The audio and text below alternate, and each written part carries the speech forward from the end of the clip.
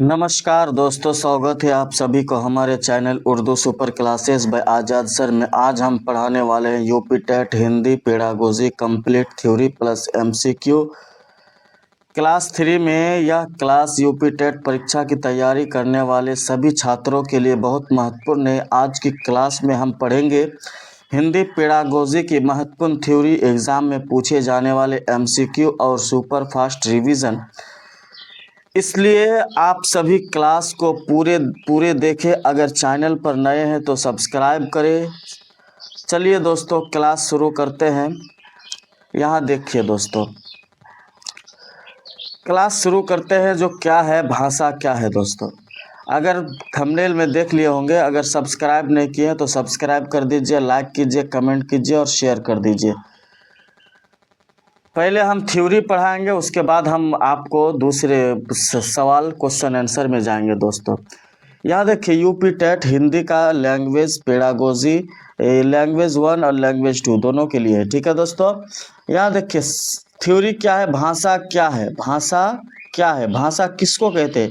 भाषा वह माध्यम है जिसके द्वारा हम मनुष्य अपने विचार, भावनाएं और अनुभव व्यक्त करता है। भाषा के 4 मुख्य कौशल होते हैं। मुख्य कौशल कितना होते हैं, 4 होते हैं दोस्तों। यहाँ देखिए दोस्तों, क्या है, सुनना। क्या होगा, सुनना, बोलना, पढ़ना और लिखना। इसको हम क्या कहेंगे, सुनना, बोलना, पढ़ना, लिखना। यानी LSRW। एल से स्पीकिंग, एल से लिसनिंग, S से स्पीकिंग, R से रीडिंग और W से राइटिंग। इसको हम हिंदी में भी शॉर्ट फॉर्म में क्या बोले हैं, सुबोपाली। इसको सुबोपाली में भी अगर भाषा के 4 कौशल अगर पूछेगा तो याद रखिएगा, सुबोपाली यानी सु से सुनना, बो से बोलना, पा से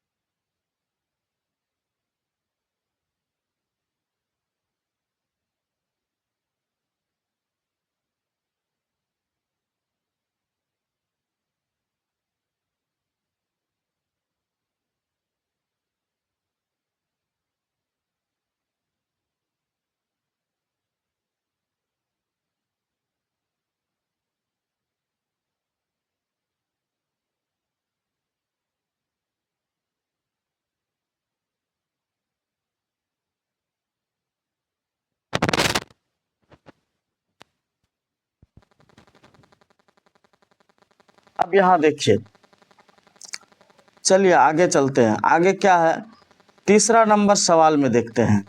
तीसरा में क्या बता रहे हैं, जो भाषा सीखने के सिद्धांत। भाषा सीखने में निम्न सिद्धांत महत्वपूर्ण है। देखिए, सरल से जटिल की ओर, ना कि सरल से कठिन की ओर। जटिल भी बोल सकते हैं, कठिन भी बोल सकते हैं। सरल से कठिन की ओर। अगर आप कठिन कठिन से सरल की ओर नहीं।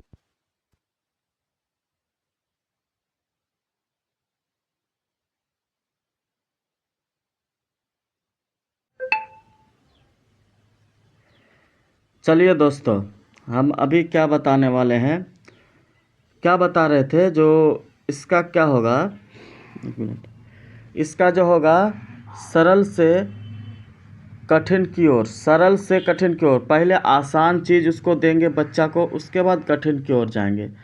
ज्ञात से अज्ञात की ओर, पहले उसको ज्ञात देंगे, उसके बाद अज्ञात की ओर। मौखिक से लिखित की ओर, पहले उसको मौखिक बात सिखाएंगे, उसके बाद वो लिखित का बात सिखाएंगे उसको। ठोस से अमूर्त की ओर, पहले ठोस चीज़ बताएंगे, उसके बाद अमूर्त की ओर जाएंगे। ठीक है दोस्तों। यहाँ देखिए, भाषा, यहाँ क्या है, भाषा शिक्षण की विधियाँ।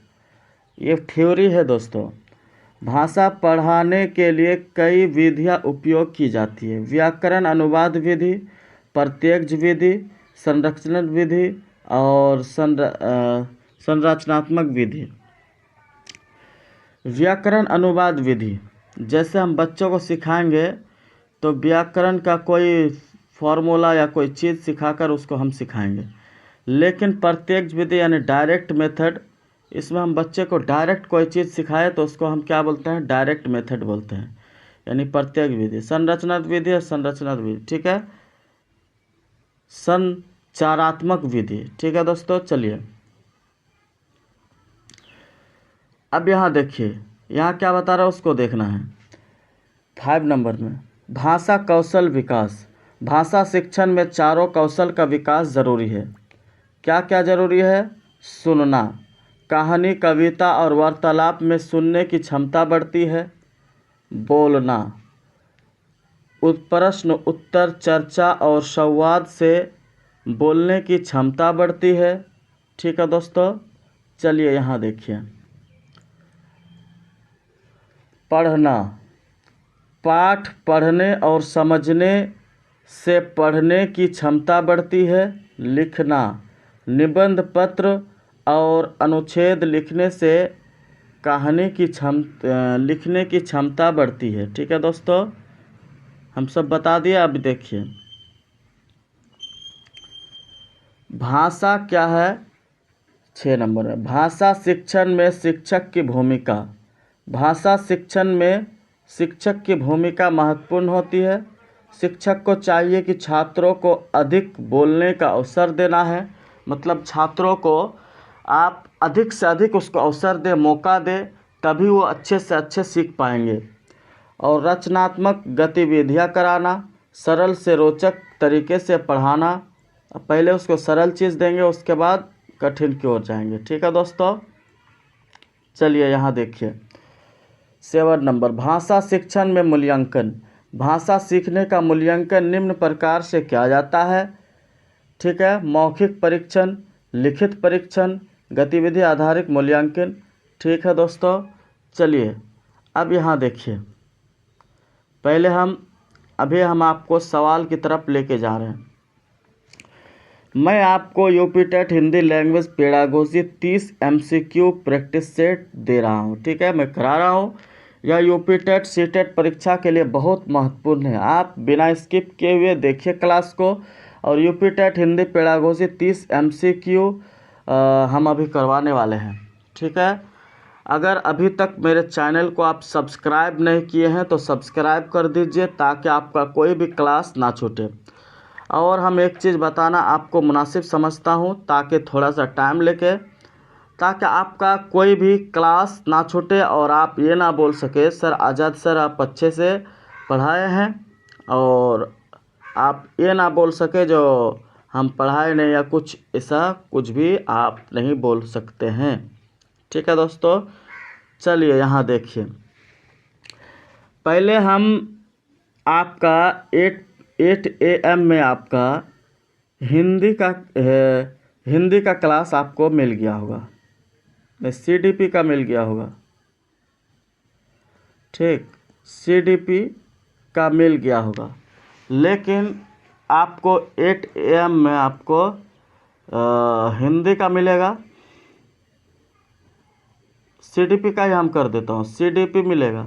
ठीक है, CDP मिल गया है तो CDP मिलेगा। रुकिए 1 मिनट, आपको क्या मिलेगा हमें टाइमिंग बता देते। 8 AM में आपको CDP मिलेगा, CDP का क्लास। ठीक है, और 10 AM में आपको मिलेगा हिंदी का क्लास। किसका? हिंदी का, लैंग्वेज 1 और लैंग्वेज 2 दोनों के लिए। ठीक है, अब यहाँ देखिए 8 PM में आपको उर्दू का क्लास मिलेंगे। किसका? उर्दू का क्लास 1 और लैंग्वेज 1 लैंग्वेज 2 दोनों के लिए। ठीक है, ये टाइमिंग आप एक बार देख लीजिएगा और आप याद रख लीजिएगा, ताकि आपका कोई भी दिक्कत ना हो। और हम हर क्लास में ये बताते रहेंगे। ठीक है दोस्तों। चलिए यहाँ देखिए, भाषा एक थोड़ा बड़ा कर देते हैं ताकि आपको कोई भी दिक्कत ना हो। इसको देखिए, नंबर 1 में क्या है, भाषा के कितने मुख्य कौशल होते हैं। भाषा के क्या है, कितने मुख्य कौशल होते हैं। 2 होते हैं या 3 होते हैं या 4 होते हैं या 5 होते हैं। आपको हम थोड़ा देर पहले बताए भाषा के मुख्य कौशल किसको बोलते हैं, LSRW, यानी सु बो पा ली। ठीक है, यानी सुनना, बोलना, पढ़ना, लिखना, लिसनिंग, स्पीकिंग, रीडिंग, राइटिंग। ठीक है, तो वही 4 कौशल है दोस्तों। तो सी नंबर ऑप्शन आपका क्या हो जाएगा, सही हो जाएगा। चलिए दोस्तों, दूसरा नंबर सवाल को देखते हैं।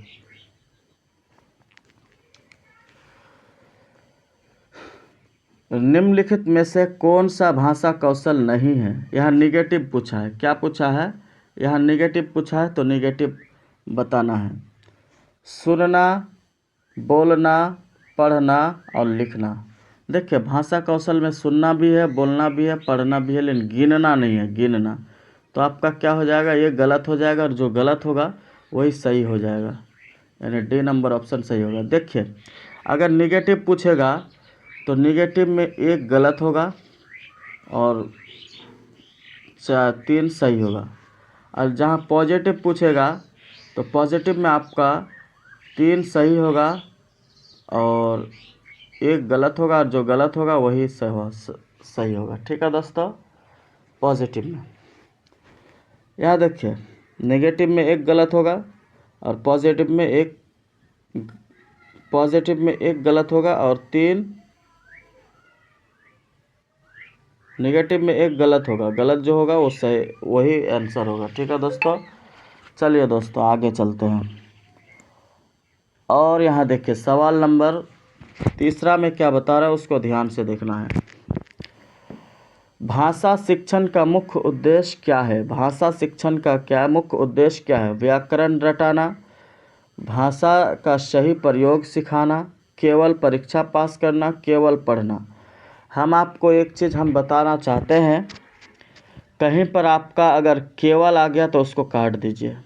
केवल कहीं पर भी आएगा तो उसको काट दीजिए बिला झिझक। रटाना आ गया तो उसको भी काट दीजिए। तो ए भी ख़त्म, सी भी ख़त्म और डी भी ख़त्म।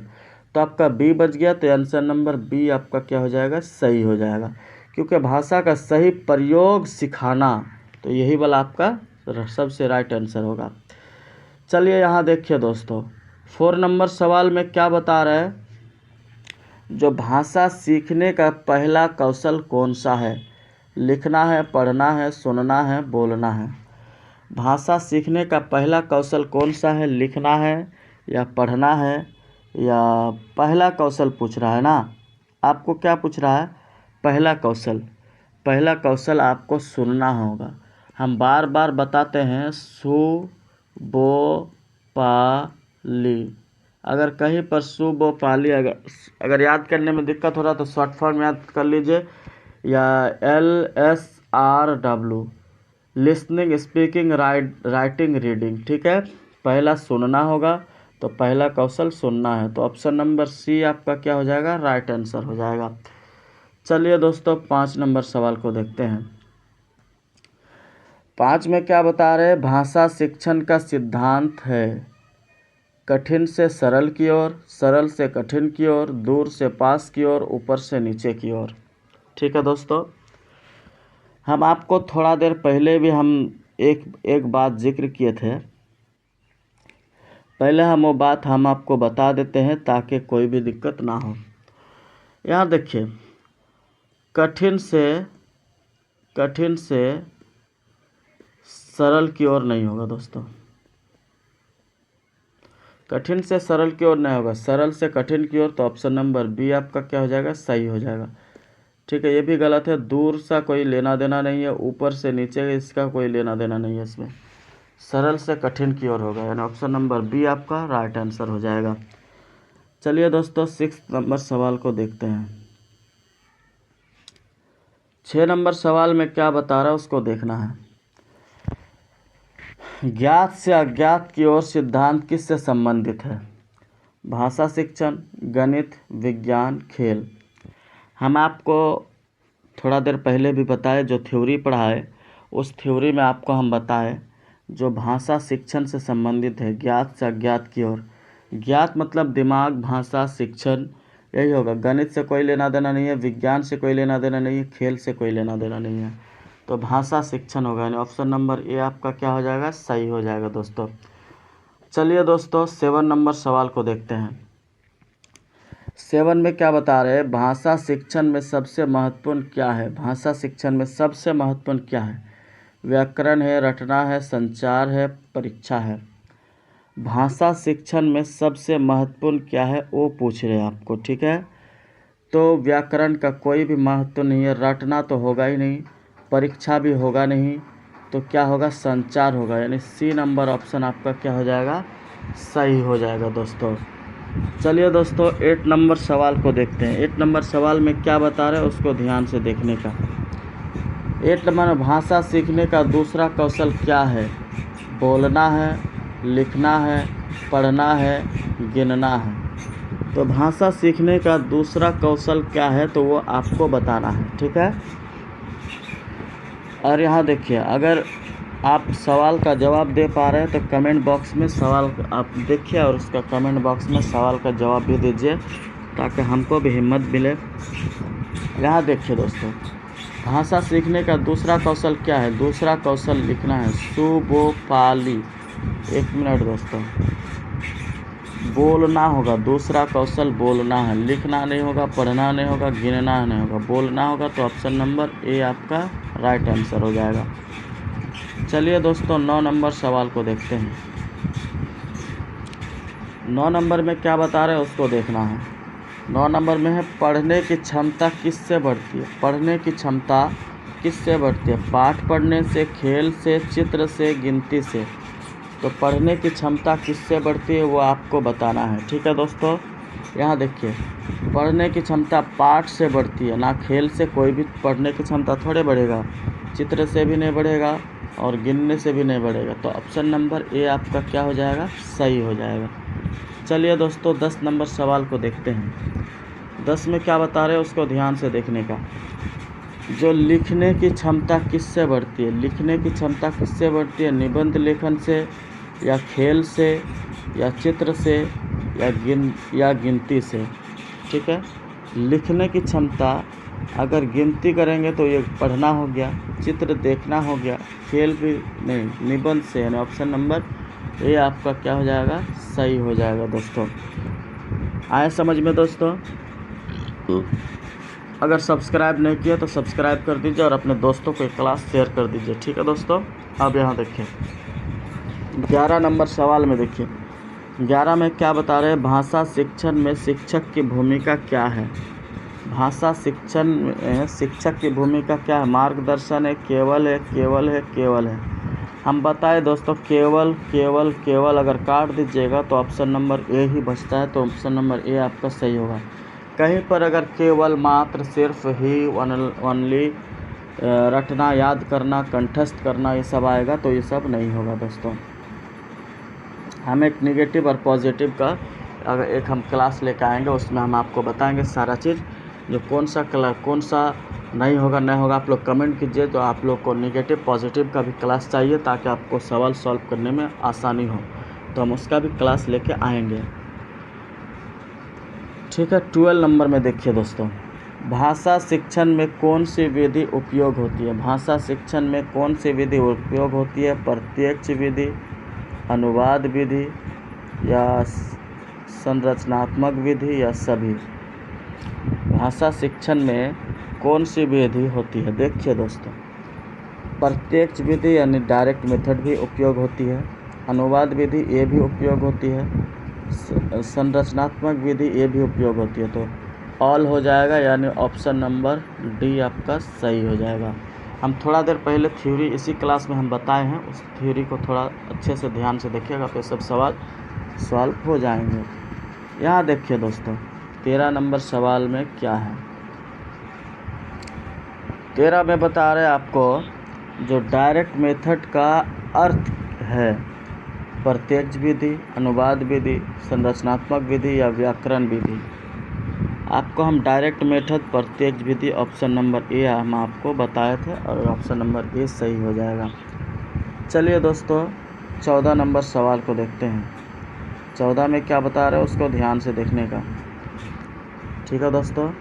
चलिए यहाँ देखिए 14 नंबर में भाषा शिक्षण में कौन सा कौशल सबसे अंत में आता है? सुनना आता है, बोलना आता है, पढ़ना आता है, लिखना आता है। तो लिखना सबसे अंत में आएगा, तो ऑप्शन नंबर डी आपका क्या हो जाएगा? सही हो जाएगा। चलिए दोस्तों 15 नंबर सवाल को देखते हैं। 15 में क्या बता रहे हैं? भाषा शिक्षण में कहानी का उपयोग किस लिए होता है? किस लिए होता है? सुनने की क्षमता, बोलने की क्षमता, दोनों, कोई नहीं। भाषा शिक्षण में क्या बताया? भाषा शिक्षण में कहानी का उपयोग किस लिए होता है? तो किस लिए होता है दोस्तों?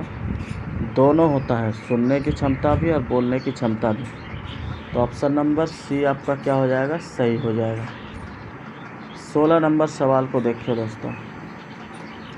16 में क्या बता रहे हैं? 16 को देखने का, जो भाषा शिक्षण का मुख्य लक्ष्य क्या है? मुख्य लक्ष्य क्या है? संचार कौशल विकसित करना, केवल लिखना, केवल पढ़ना, केवल परीक्षा। अगर संचार कौशल विकसित करना अगर कहीं पर भी आए, भाषा शिक्षण का मुख्य लक्ष्य क्या है, केवल अगर कहीं पर आ गया तो काट दीजिए। ऑप्शन नंबर ए आपका बच गया, तो ऑप्शन नंबर ए आपका सही हो जाएगा, संचार कौशल विकसित करना। ठीक है दोस्तों, चलिए यहाँ देखिए 17 नंबर सवाल में देखते हैं। केवल उसी टाइम सही होगा जब पॉजिटिव सवाल पूछेगा तब।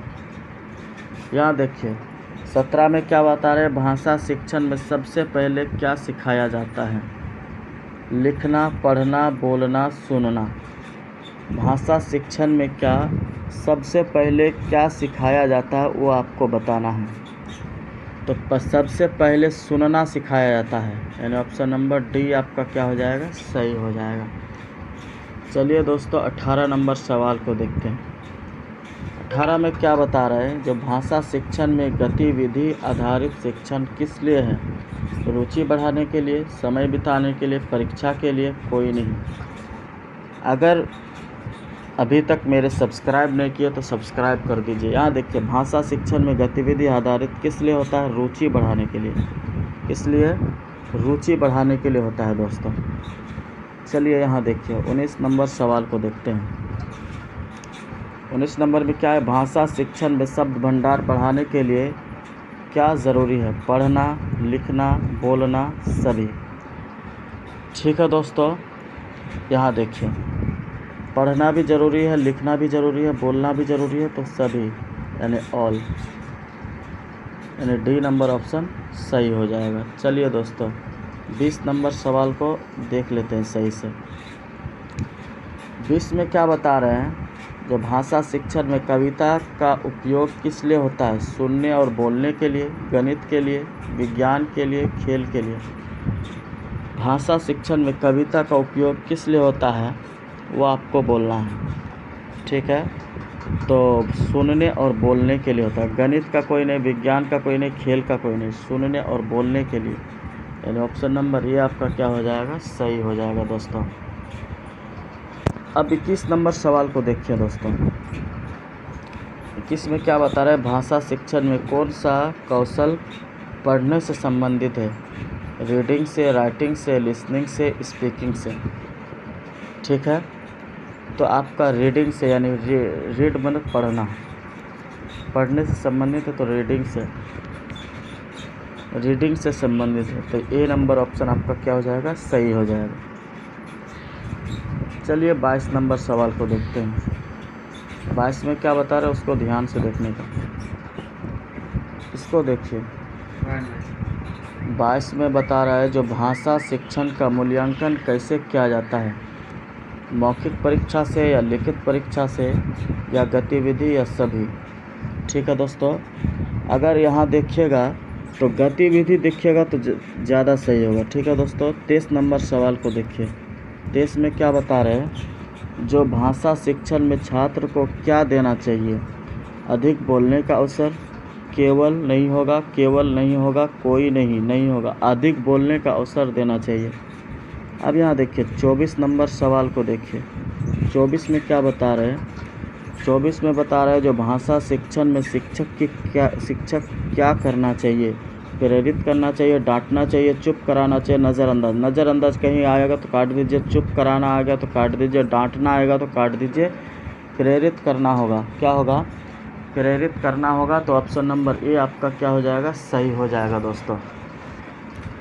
चलिए 25 नंबर सवाल को देखिए। 25 में क्या बता रहे हैं उसको ध्यान से देखिए। 25 का आप ध्यान से देखिएगा। भाषा शिक्षण में किस पर जोर है? संचार में, रटना में, डर में, परीक्षा में। डर अगर आ गया तो काट दीजिए, परीक्षा आ गया काट दीजिए, डर आ गया काट दीजिए, रटना आएगा काट दीजिए, तो संचार होगा। यानी ऑप्शन नंबर ए आपका क्या हो जाएगा? सही हो जाएगा दोस्तों। चलिए दोस्तों 26 नंबर सवाल को देखते हैं। 26 में क्या बता रहे हैं उसको ध्यान से देखने का। 26 में बता रहे हैं भाषा शिक्षण में कौन सी विधि आधुनिक मानी जाती है? संचारात्मक विधि, अनुवाद विधि, व्याकरण विधि, कोई नहीं। तो भाषा शिक्षण में कौन सी विधि आधुनिक मानी जाती है? तो संचारात्मक विधि, अनुवाद विधि, व्याकरण विधि, कोई नहीं। तो इसको हम अगर अभी तक चैनल को सब्सक्राइब नहीं किए तो सब्सक्राइब कर दीजिए, लाइक कीजिए, कमेंट कीजिए, शेयर कर दीजिए। संचारात्मक विधि यानी ऑप्शन नंबर ये आपका क्या हो जाएगा? सही हो जाएगा दोस्तों। चलिए दोस्तों 27 नंबर सवाल को देखिए। 27 में क्या बता रहे हैं? एक मिनट। हाँ दोस्तों 27 में देखिए दोस्तों। 27 में क्या बता रहा है? थोड़ा सा यहाँ नेटवर्क इश्यू हो गया था इसलिए ऐसा हुआ था। यहाँ देखिए भाषा शिक्षण में कौन सा कौशल बोलने से जुड़ा है? स्पीकिंग से या राइटिंग से या रीडिंग से या लिसनिंग से? आपको हम बताए थे और ज़्यादा बोलने का हम उसमें ये नहीं करना चाहते हैं। तो स्पीकिंग मतलब बोलना। स्पीकिंग, स्पीक मीन्स स्पीक, सिर्फ याद कर लीजिए, स्पीक मीन्स बोलना। स्पीकिंग मतलब बोलना। तो ऑप्शन नंबर ये आपका क्या हो जाएगा? सही हो जाएगा दोस्तों। चलिए 28 नंबर सवाल को देखते हैं। 28 में क्या बता रहे हैं दोस्तों? 28 में बता रहे हैं भाषा शिक्षण का आधार क्या है? अभ्यास है, रटना है, डर है, परीक्षा है। परीक्षा आ गया तो काट दीजिए, डर आ गया तो काट दीजिए, रटना आएगा तो काट दीजिए, तो अभ्यास। यानी ऑप्शन नंबर ए आपका क्या हो जाएगा? सही हो जाएगा। चलिए दोस्तों 29 नंबर सवाल को देखते हैं। 29 में क्या बता रहे हैं उसको ध्यान से देखने का। भाषा शिक्षण में छात्र केंद्रित शिक्षा क्या है? छात्र सक्रिय है, शिक्षक सक्रिय है, कोई नहीं, दोनों। दोनों तो नहीं होगा क्योंकि शिक्षक कोई नहीं तो नहीं होगा, है। शिक्षक सक्रिय नहीं होगा, छात्र सक्रिय होगा। यानी ऑप्शन नंबर ए सही होगा। कहीं पर शिक्षक सक्रिय अगर नेगेटिव में पूछेगा तब सही होगा, यहाँ पॉजिटिव में पूछा है तो क्या होगा? छात्र सक्रिय होगा दोस्तों। चलिए दोस्तों 30 नंबर सवाल को देखिए। 30 में क्या बता रहे हैं? जो भाषा शिक्षण में सबसे महत्वपूर्ण क्या है? संचार कौशल है, परीक्षा है, रटना है या अनुशासन है? अनुशासन नहीं होगा, आपको उसको हुक्म नहीं दे सकते, रटना भी नहीं होगा, परीक्षा भी नहीं होगा। ये चीज़ बहुत आते हैं और आपको हम बार बार बता रहे हैं। जो आएगा तो डायरेक्ट काट दीजिएगा। तो संचार कौशल होगा। यानी ऑप्शन नंबर ए आपका क्या हो जाएगा? सही हो जाएगा दोस्तों। ठीक है दोस्तों, अब यहाँ देखिए, अगर आपको क्लास अच्छी लगी हो तो वीडियो को लाइक कीजिए। क्या करें? वीडियो को लाइक ज़रूर करें। लाइक करें, अपने दोस्तों को शेयर करें। अपने दोस्तों को क्या करें? शेयर करें। और चैनल को सब्सक्राइब ज़रूर करें ताकि आपको हमारे आने वाली यूपी टेट की सभी महत्वपूर्ण क्लास मिलती रहे। अगली क्लास एक महत्वपूर्ण टॉपिक के साथ होंगे। धन्यवाद। Urdu super classes by Azad sir. अगर आप ठीक है दोस्तों, अस्सलाम वालेकुम व रहमतुल्लाहि व बरकातुहू।